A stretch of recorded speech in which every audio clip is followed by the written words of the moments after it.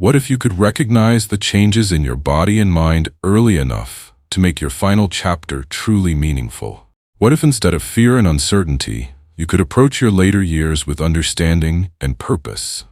You know, many of us think about our final years with anxiety.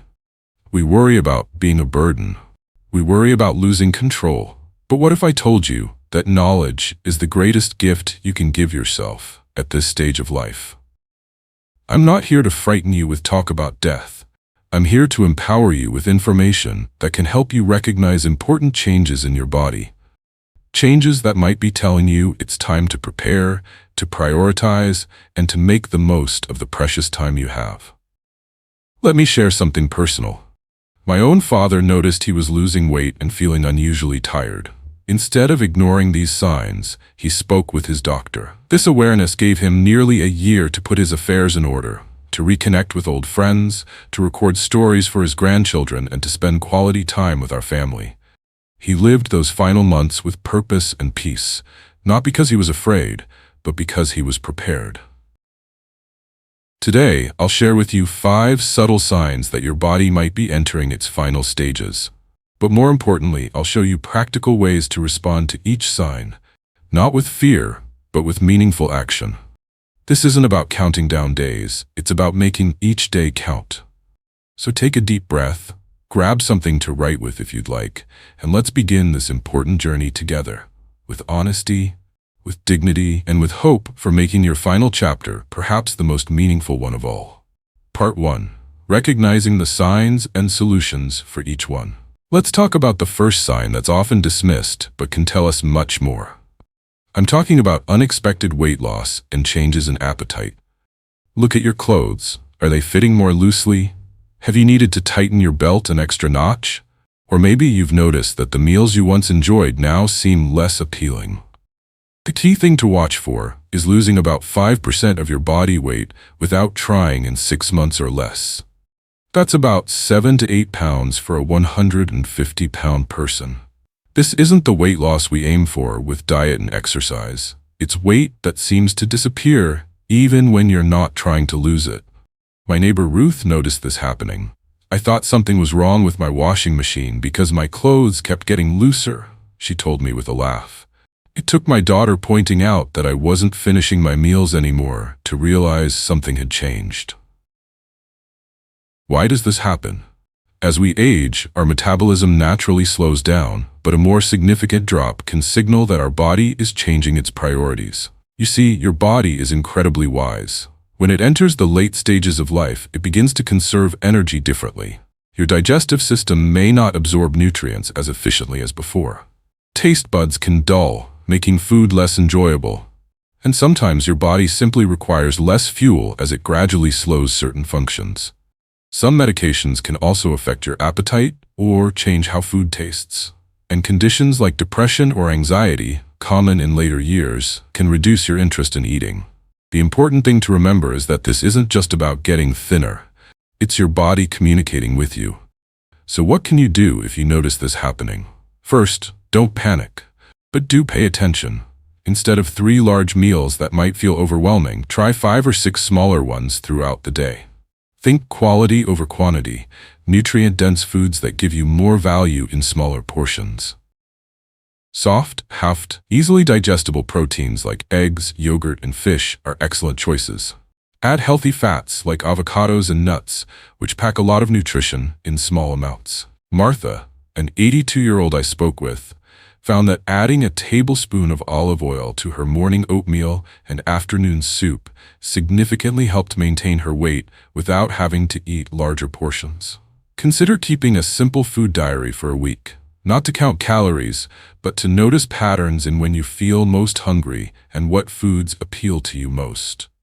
And when should you talk to a healthcare provider? If you lose more than 10 pounds without trying, if you suddenly can't keep food down, or if your lack of appetite comes with other symptoms like ongoing pain or severe fatigue, those are signs to get professional advice. Remember, this isn't about forcing yourself to eat when your body is telling you it needs less. It's about making sure the nutrition you get is of the highest quality possible to support your well-being during this important time. The second sign we need to talk about is deep, persistent fatigue. A tiredness that feels different from just having a bad night's sleep. This isn't about needing an afternoon nap or feeling worn out after a busy day. This is a profound exhaustion that seems to settle into your bones, that doesn't go away even after resting. You might notice that activities you once did easily now leave you completely drained.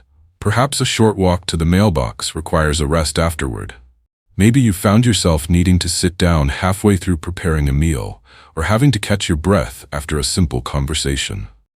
My friend Walter, who was always the first one up and last one to bed, described it this way. It's like someone unplugged me from my power source. I'm not just tired. I feel like my battery won't fully charge anymore, no matter how much I rest. What's happening when this profound fatigue sets in? Your body is being incredibly wise about where it sends its limited energy.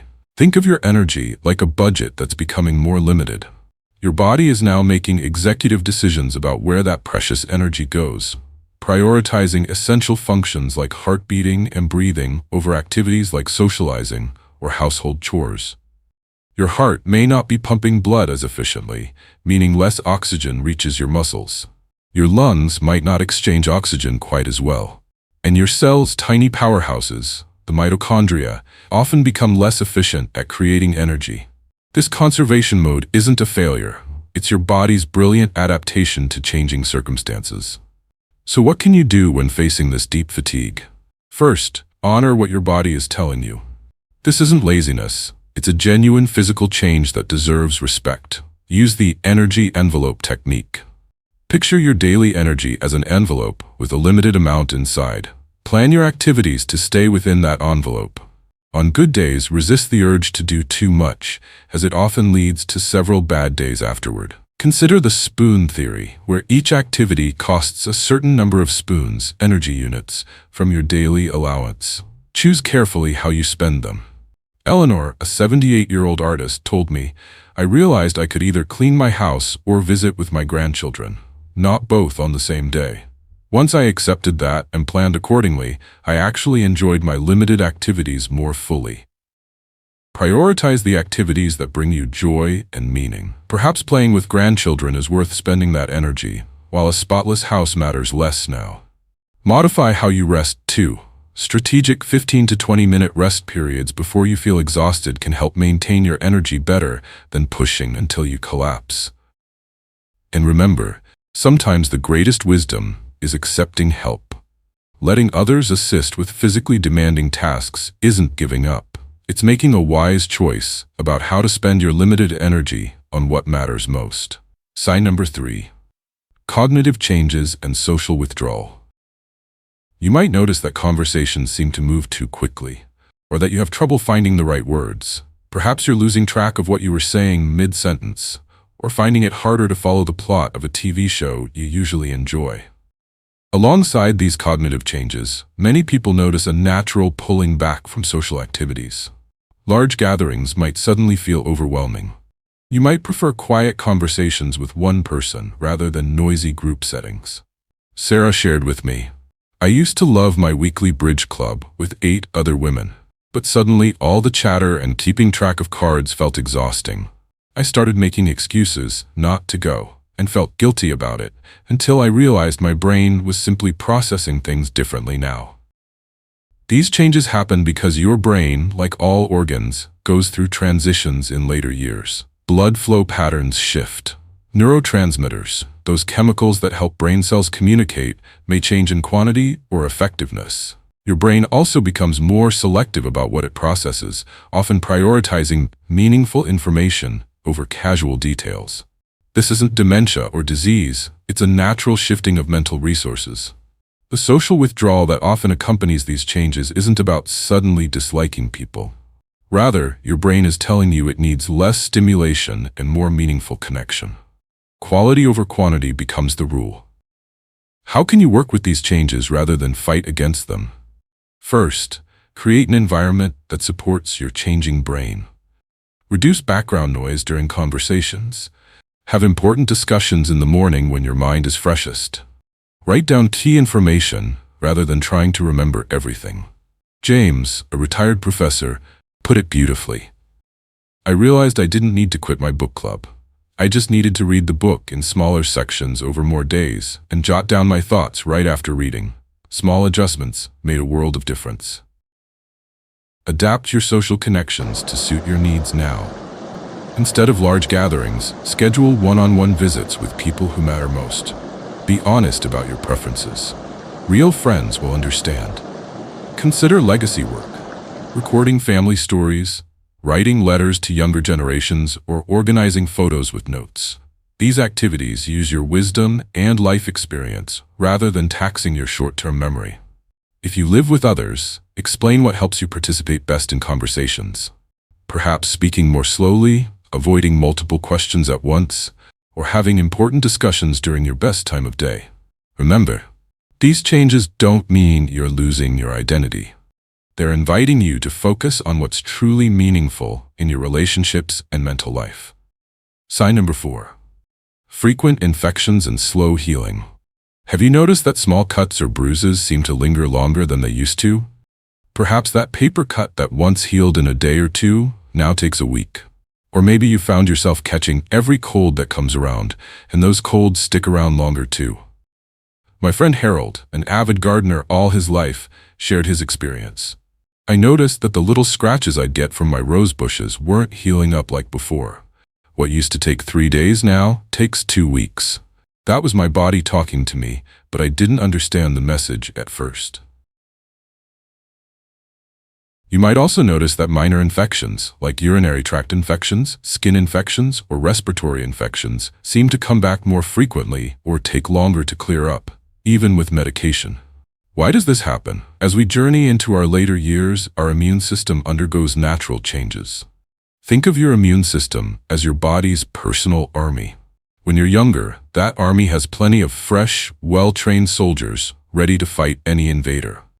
But over time, your body produces fewer new immune cells, and the ones you have might not communicate as efficiently with each other.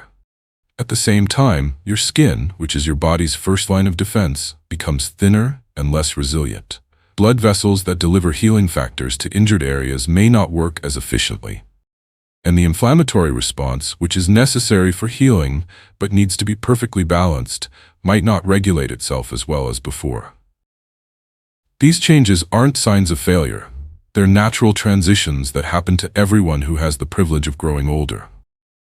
But understanding them gives you the power to adapt. So what can you do when you notice these changes? First, become proactive rather than reactive about your immune health. Focus on foods that support your immune system naturally. Colorful fruits and vegetables provide antioxidants that help your immune cells function better. Probiotic foods like yogurt and fermented vegetables support the good bacteria that protect you from infection. Dorothy, who had been experiencing frequent colds, told me, "I started having a small bowl of blueberries with yogurt every morning. Such a simple change, but I've noticed fewer sniffles this year. Whether it's a coincidence or not, it's delicious anyway." Be extra vigilant about preventing infections before they start. Wash hands more frequently, especially during cold and flu season.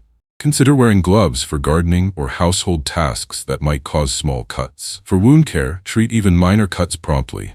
Keep them clean and covered. Consider using medical-grade honey products, which research shows can help wounds heal faster, especially in older adults. Pay special attention to your skin health. Well-moisturized skin provides a better barrier against infection. Use gentle soaps that don't strip natural oils, and apply moisturizer while skin is still damp after bathing. And know when to seek help.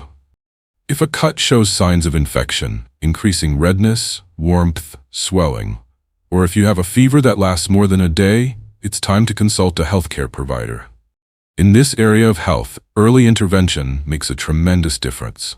If you're still watching this video and finding these insights valuable, please comment number 2 below to let me know you're here. And if you haven't subscribed yet, I recommend you subscribe and turn on the bell so you don't miss any videos. Your support helps us continue creating good content to inform and inspire you. Now, let's move forward to the next. Sign number 5. Changes in breathing and circulation. You might notice that you become short of breath more easily during activities that once caused no trouble, perhaps while talking on the phone, climbing a short flight of stairs, or even just standing up from a chair. Your breathing might feel shallower, as if you can't quite fill your lungs completely. Some people describe it as feeling like I'm breathing through a straw sometimes. Alongside these breathing changes, you might notice that your hands and feet feel cold more often, even in warm rooms. Your skin, especially on your arms and legs, might look paler or have a slight bluish tint. Some people notice a mottled pattern on their skin, particularly when they're chilly. Richard, who had always prided himself on his daily walks, shared, "I started noticing I'd get winded halfway up the small hill on my usual route. At first, I blamed it on the weather or being out of shape, but eventually, I realized my body was trying to tell me something important about how my heart and lungs were working." These changes happen because your cardiovascular system, your heart and blood vessels, naturally becomes less efficient with age. Your heart muscle may not contract as strongly, which means it pumps less blood with each beat. Your blood vessels become less elastic, making it harder for blood to flow freely. Your lungs also undergo changes. The tiny air sacs, alveoli, where oxygen enters your bloodstream, become less elastic and sometimes decrease in number. The muscles that help you breathe, including your diaphragm, may weaken slightly. Your body responds to these changes by prioritizing blood flow to your most vital organs, your brain, heart, and lungs. This often means less blood reaches your extremities, leading to those cold hands and feet. While you can't reverse these natural changes completely, there are many ways to work with them and maintain comfort and quality of life. Learn breathing techniques that maximize oxygen exchange. Diaphragmatic breathing, where you breathe deeply into your belly rather than shallowly into your chest, can help you get more oxygen with each breath. Practice it for just 5 minutes, 3 times daily. Barbara, who had experienced increasing shortness of breath, found surprising relief. "My granddaughter taught me the 4-7-8 breathing technique she learned in her yoga class. I breathe in for 4 counts, hold for 7, and exhale for 8. I was skeptical, but it's made a noticeable difference in how often I feel breathless." Consider your sleeping position too. Many people find that sleeping with their upper body slightly elevated helps them breathe more comfortably during the night. This could be as simple as adding an extra pillow or using a wedge pillow. For circulation issues, gentle movement is one of the best medicines. Even chair exercises that involve flexing and pointing your feet, rotating your ankles, and bending and straightening your knees can help keep blood flowing to your extremities. Keep your home comfortably warm and dress in layers so you can adjust easily. Warm socks and gloves can make a big difference in comfort, even indoors. And remember, if breathing changes come on suddenly or are accompanied by chest pain, dizziness, or confusion, don't wait. These could be signs of a medical emergency that requires immediate attention. Part 2. Preparing to live each day to the fullest. Now that we understand the physical signs that might be signaling a transition in our lives, let's talk about something equally important: how to prepare for living meaningfully during this precious time. This preparation happens on 3 levels: practical arrangements, emotional connections, and daily living. Let's explore each one. One of the greatest gifts you can give yourself and your loved ones is clarity about your wishes. This isn't about giving up control. It's about maintaining it, even if there comes a time when you can't speak for yourself. First, consider creating what's called an advance directive. This includes 2 important documents: a living will and a healthcare power of attorney. Your living will spells out what medical treatments you would or wouldn't want if you couldn't communicate. The healthcare power of attorney names someone you trust to make medical decisions for you if needed. Tom, a retired teacher, shared his experience. "I put this off for years because it seemed like I was planning for the worst. But once I completed my advance directive, I felt an unexpected sense of peace. I knew my kids wouldn't have to guess what I wanted if something happened." You don't need an expensive lawyer to create these documents. Most hospitals provide free forms, and organizations like AARP offer simple templates you can fill out. The important part is discussing your wishes with your chosen healthcare agent and your doctor. Next, simplify your financial affairs. Consider consolidating multiple bank accounts into one or two. Make sure someone you trust knows where to find important documents like insurance policies, property deeds, and investment information. Many people find it helpful to create a simple letter of instruction, separate from your will, that explains where everything is and includes passwords for online accounts. Finally, think about your preferences for medical interventions. This isn't just about end-of-life care, it's about quality of life. Would you prefer treatments that extend life at all costs, or those that focus on comfort? Do you want to be in a hospital or at home, if possible? Having these preferences documented gives you a voice in your care, even if you can't speak for yourself at the time. Remember, these decisions aren't set in stone. You can change them as your circumstances or feelings evolve. What matters is taking the first step. Beyond practical matters, this time of life invites us to attend to our emotional and spiritual well-being. Consider the relationships in your life. Are there conversations you've been putting off? Words left unsaid? Now might be the time to reach out, to heal old wounds, or simply to express love and gratitude. Margaret told me about calling her estranged sister after 15 years of silence. I realized that whatever had come between us just didn't matter anymore. That phone call wasn't easy, but now we talk every Sunday. I would have hated to leave this world with that rift still between us. You don't need dramatic reconciliations to find peace.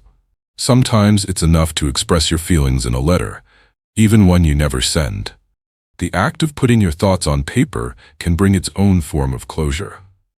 This is also a beautiful time to share your wisdom and values with younger generations. What life lessons do you want to pass on? What family stories might be lost if you don't share them? Consider creating what gerontologists call an ethical will. Not a legal document, but a heartfelt expression of your values, hopes, and life lessons for those you love. This could be a letter, a recorded conversation, or even a collection of favorite quotes that have guided you.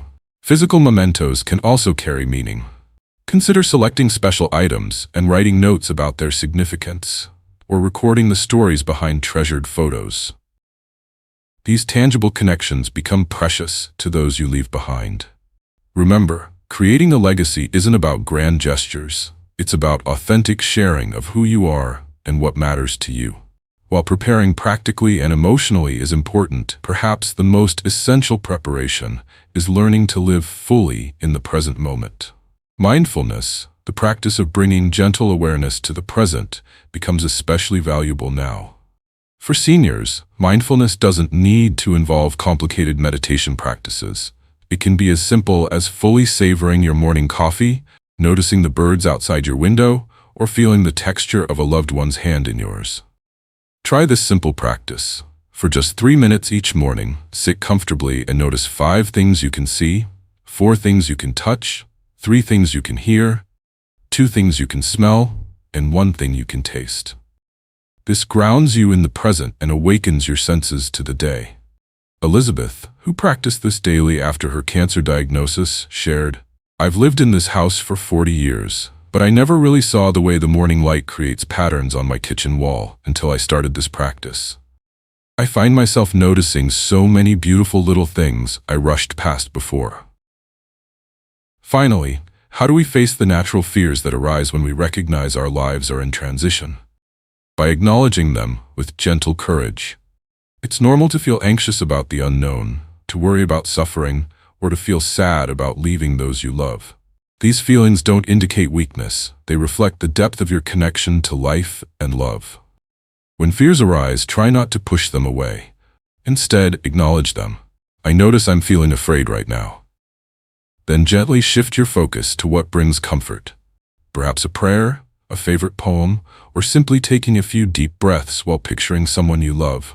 Many find it helpful to talk openly with trusted friends, family members, or spiritual advisors about their fears.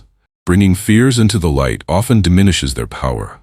Remember that throughout human history, countless people have walked this path before you. You're not alone in this journey, even in its most challenging moments. As we come to the end of our time together today, I want to thank you for joining me in this important conversation. We've covered a lot of ground, From recognizing the subtle physical signs your body might be showing, to preparing practically, emotionally, and spiritually for whatever lies ahead. The journey we've discussed today isn't an easy one to think about. It takes courage to acknowledge these changes, and even more courage to respond to them with mindfulness and purpose. But here's what I hope you'll take away from our time together. Recognizing these signs early isn't about focusing on the end. It's about making meaningful choices while you still can. It's about taking the pen into your own hands and deciding how you want your story to unfold. Throughout human history, those who approached the end of their lives with awareness often described it as a time of unexpected gifts, deeper connections, simpler pleasures, and a clarity about what truly matters that had eluded them in the busyness of earlier years. Remember, it's not about how long you have, but how meaningfully you live each day. Whether you have months, years, or decades ahead, each day is an opportunity to experience joy, to share love, and to find peace. I'd love to hear from you. What resonated with you in today's video? Do you have questions about anything we've covered? Perhaps you've noticed some of these signs in yourself or someone you love. Share your experiences in the comments below. Your insights might be exactly what another viewer needs to hear. If you find this information valuable, please consider sharing it with someone who might benefit from it. We're all on this journey together, and sometimes the greatest gift we can give each other is honest, compassionate conversation about the things that matter most.